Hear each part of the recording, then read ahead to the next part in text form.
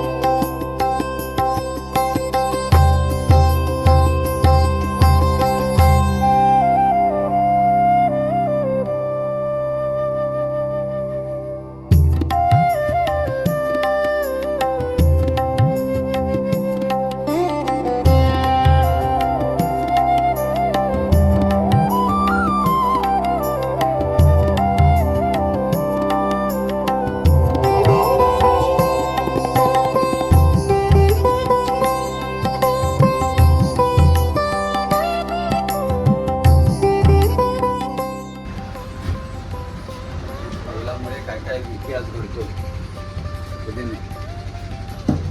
गाडी हलवली का रे? नाही. पाणी कसं घ्यायचं?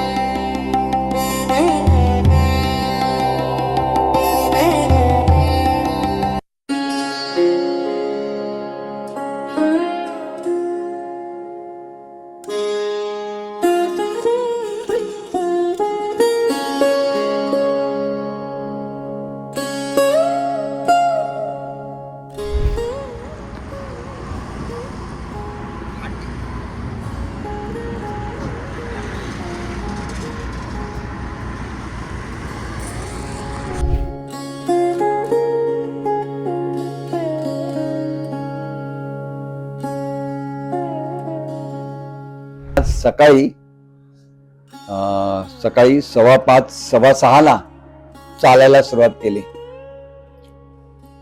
काही त्या चालण्याची मजा नाही आली खरी गोष्ट म्हणजे कमीच चालणं, जरा अस्ते अस्ते झालं. नंतर दुपारी जेवणही झालं छानपैकी. 4 नंतर चालायला सुरुवात केली. तेव्हा मला मजा आली थोडी चालायला, कारण भव्य भव्य फ्लायओव्हर आणि ब्रिज खरोखर इथे मी बघितलं. खऱ्या अर्थाने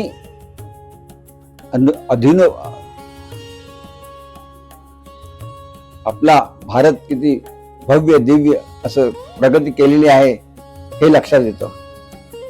लांबच लांब ब्रिज आणि फ्लायओव्हर बघितले, त्यात पुन्हा खालून रेल्वे चाललेली बघत होतो मी.